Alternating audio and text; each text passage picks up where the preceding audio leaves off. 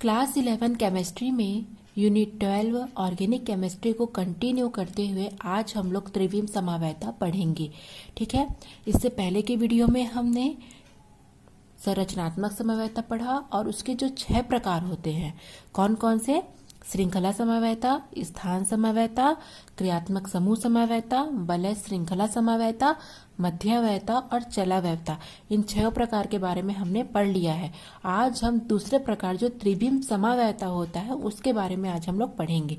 ठीक है, तो त्रिविम समवायता या स्टीरियो आइसोमेरिज्म किसे कहेंगे? यह समवायता ऐसे यौगिकों के द्वारा प्रदर्शित की जाती है जिनकी संरचना सूत्र तो समान होते हैं किंतु उनके अणु के परमाणु या समूहों का आकाश में या त्रिविम में जो वितरण होता है वो भिन्न भिन्न होता है।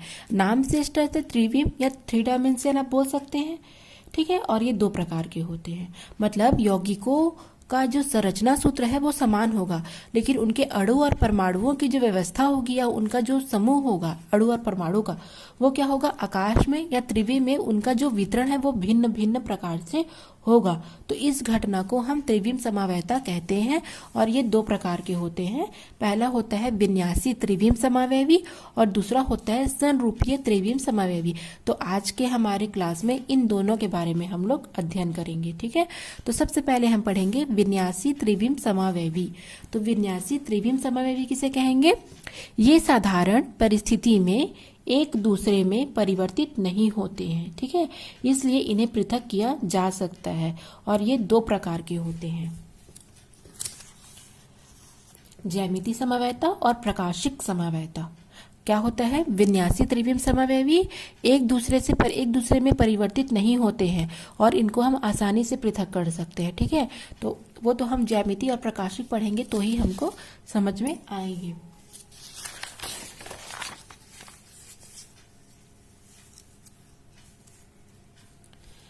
सबसे पहले हम ज्यामितीय समवायता पढ़ेंगे या समपक्ष विपक्ष समवायता। ठीक है, क्यों कहा जाता है इन्हें समपक्ष विपक्ष समवायता, उसके बारे में भी हम पढ़ेंगे।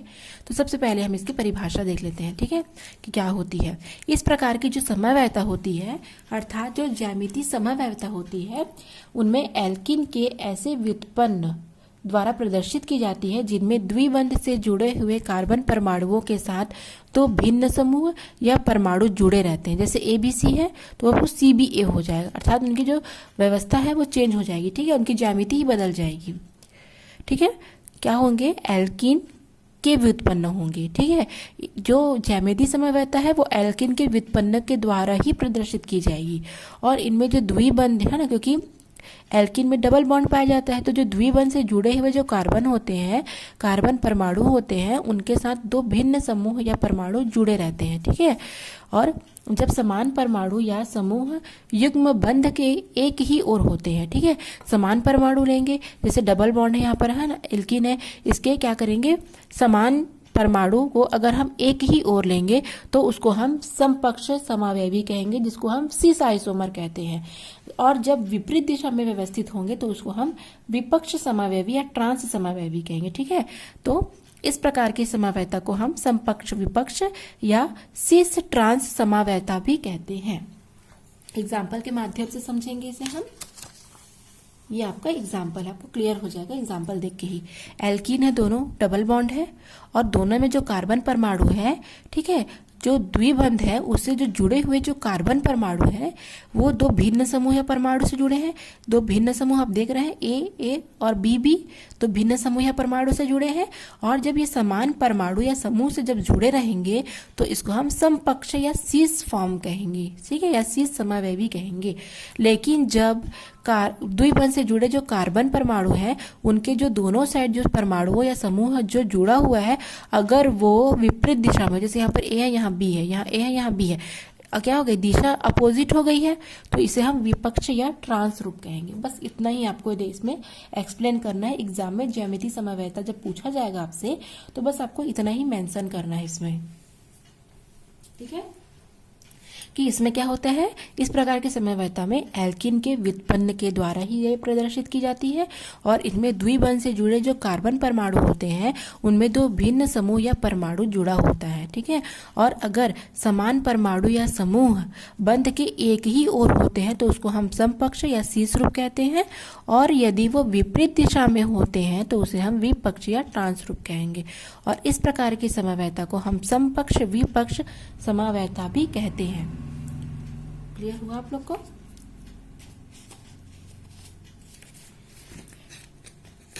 इसका एक और एग्जांपल यदि हमको देखना है तो यहाँ पर आप देख सकते हो, कार्बन कार्बन डबल बॉन्ड से जुड़ा है, एक और COOH कार्बोक्सिलिक एसिड है और एक तरफ हाइड्रोजन है। अब यहाँ पर क्या हुआ, उसका फॉर्म चेंज हो गया। यहाँ पर ये शीर्ष रूप में एक ही ओर होंगे, कार्बन परमाणु से जो भिन्न समूह जुड़े होंगे वो एक ही ओर होंगे। यहाँ पर ये क्या हो जाएंगे, विपरीत दिशा में चले जाएंगे, तो ये ट्रांस रूप हो गया, ठीक है। तो ये ज्यामितीय समवायता होती है और इसका एग्जाम्पल है। एग्जाम में आएगा तो बिना एग्जाम्पल के आपको आंसर नहीं देना है। हर चीज में आपको एग्जाम्पल के साथ ही आंसर देना पड़ेगा, तब आपको पूरे में पूरे अंक मिलेंगे। प्रकाशिक समवायता अथवा प्रतिबिंब रूपता, इसका दूसरा प्रकार है विन्यासी त्रिविम समवायवी में। तो इस प्रकार की समवायता असममित यौगिकों के द्वारा प्रदर्शित होती है, ठीक है। असममित होंगे, प्रकाशिक समवायवियों की संरचना तथा भौतिक एवं रासायनिक गुण लगभग समान होंगे, किंतु प्रकाशिक गुण इसमें भिन्न होते हैं, ठीक है। प्रकाशिक गुण इसमें भिन्न होंगे, इनकी संरचना, इनके भौतिक गुण, रासायनिक गुण सब समान होंगे, बस इनके प्रकाशिक गुण भिन्न भिन्न होंगे, ठीक है। क्या हो जाएगा ये, इसको अगर हम आगे कंटिन्यू बढ़ाएंगे तो क्या हो जाएगा, जो समवैवी समतल ध्रुवित प्रकाश के तल को घड़ी की सुई की दिशा में अगर घुमा देता है तो इसे हम दक्षिण ध्रुवण घूर्णक कहेंगे, तथा जो समवैवी समतल ध्रुवित प्रकाश के तल को घड़ी के विपरीत दिशा में घुमाता है तो इसे हम वाम घूर्णक घूर्णक कहेंगे, ठीक है। घड़ी की सुई की दिशा में घुमाएगा अर्थात क्लॉकवाइज डायरेक्शन में अगर घुमाएंगे, ठीक है, किसको, समतल ध्रुवित प्रकाश के तल को। जो समवैवी समतल ध्रुवित प्रकाश के तल को घड़ी की सुई की दिशा में घुमाएगा तो उसे हम दक्षिण ध्रुवण घूर्णक कहेंगे, और जो समवैवी समतल ध्रुवित प्रकाश के तल को घड़ी के विपरीत दिशा में घुमाता है उसे हम वाम ध्रुवण घूर्णक कहेंगे। और इन रूपों को क्रमशः D या L या प्लस या माइनस चिन्ह के द्वारा हम दर्शाते हैं, और ये असममित कार्बन अणुओं के द्वारा प्रदर्शित होता है, ठीक है। एग्जाम्पल से देख सकते हैं, यहाँ पर आप एग्जाम्पल देख सकते हैं इसका। यहाँ पर ये क्या है, समतल ध्रुवित प्रकाश है, यहाँ पर लैक्टिक एसिड का एग्जाम्पल है, कार्बन से जुड़ा CH3 ग्रुप, यहाँ पर कार्बोक्सिलिक ग्रुप, यहाँ OH और यहाँ पर H। तो समतल ध्रुवित प्रकाश के बाद उसका प्रकाशिक गुण क्या होगा, उसका प्रकाशिक गुण जो है वो अब चेंज हो जाएगा। तो कार्बन और CH3 कार्बोक्सिलिक ये तो सेम रहेगा, ये OH है वो इधर चला गया, इधर चला गया, मिस्टेक, ठीक, ये OH इधर चला गया और ये जो H है वो इधर चला गया, ठीक है। जैसे मान के चलिए आईने में हम P को देखते हैं, ठीक है, ये आईना है, तो P को देखेंगे तो ये इस प्रकार से दिखेगा, F को देखेंगे हम तो F इस प्रकार से दिखेगा, ठीक है। ये होता है ना, उल्टा दिखता है हमको।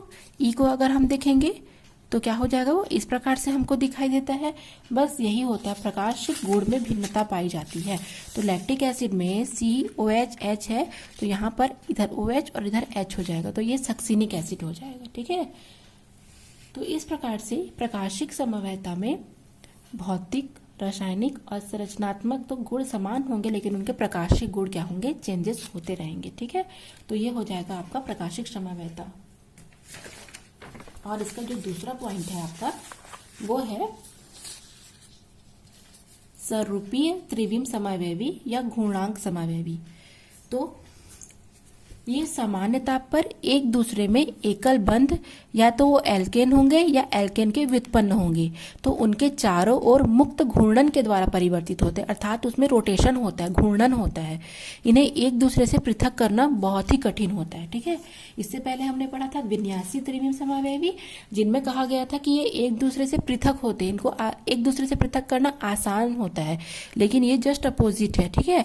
ये एक दूसरे में एकल बंध के चारों ओर क्या करते, से घूर्णन करते हैं और एक दूसरे से पृथक इनको करना बहुत ही मुश्किल होता है, कठिन होता है। एग्जाम्पल से समझेंगे। एथेन में सरूपर समावता, ठीक है, एथेन में सरूपर समावता के माध्यम से समझेंगे। तो कार्बन कार्बन एकल बंध के मध्य जब घूर्णन के कारण जो विभिन्न आकाशीय व्यवस्थाएं उत्पन्न होती है उसे हम सरूपर समावता कहते हैं, ठीक है। क्या होता है, कार्बन कार्बन जो एकल बंध है उसके मध्य घूर्णन होगा और घूर्णन के कारण जो आकाशीय व्यवस्थाएं में चेंजेस आएगा उसे ही हम सरूपर समावता कहेंगे।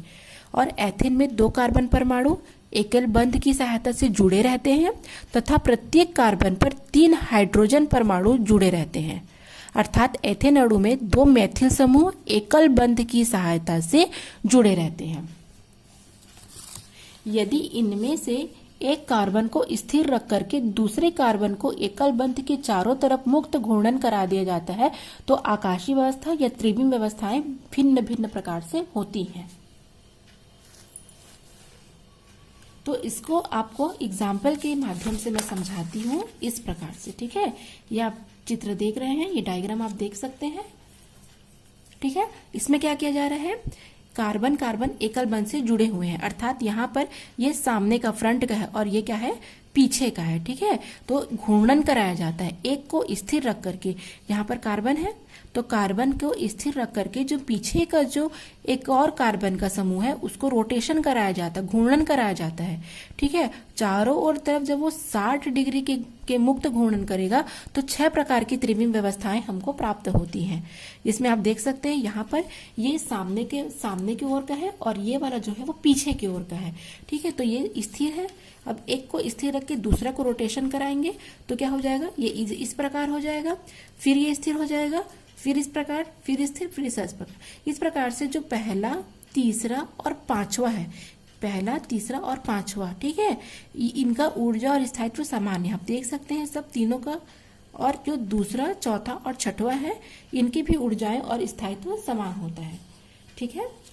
तो क्या कहा जा रहा है, एथेन का उदाहरण लिया है सरूपर समावता में। तो क्या हो रहा है, एथेन में जो कार्बन, यहाँ पर एक कार्बन है और पीछे एक कार्बन है, तो कार्बन कार्बन जो एकल बंध की सहायता से जुड़े हैं, प्रत्येक कार्बन पर 3 हाइड्रोजन है। जैसे ये बाहर का कार्बन है तो उसमें 3 हाइड्रोजन, इसके पीछे और एक और कार्बन होगा जिस पर ये 3 हाइड्रोजन होंगे, ठीक है। और इसमें क्या हो जाता है, एक कार्बन को जैसे बाहरी वाले को स्थिर रख करके उसके दूसरे कार्बन हो उसको चारों ओर घूर्णन कराया जाता है, जिससे भिन्न भिन्न हमको त्रिविम में व्यवस्थाएं मिलती हैं, जो टोटल 6 प्रकार की मिलती हैं, ठीक है। और 60 अंश के से कोण से इसको घुमाया जाता है। तो पहला, तीसरा और पांचवा ये तीनों सेम है और ये तो तीनों की ऊर्जाएं और स्थायित्व भी क्या होगा, सेम होगा।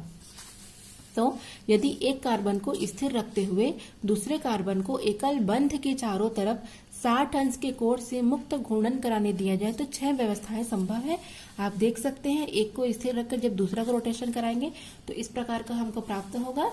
इसमें 1, 3, 5 संरचना, अर्थात ये और ये, ठीक है, क्या होगा, समान होगा, क्योंकि इनकी ऊर्जा और स्थायित्व भी समान होती है। उसी प्रकार ये दूसरा, ये चौथा और ये छठवा भी समान होगा, क्योंकि इनकी भी ऊर्जा और स्थायित्व समान होती है। तो इस प्रकार से आज हम लोगों का समावैता वाला जो टॉपिक है वो पूरा टॉपिक कंप्लीट होता है, ठीक है।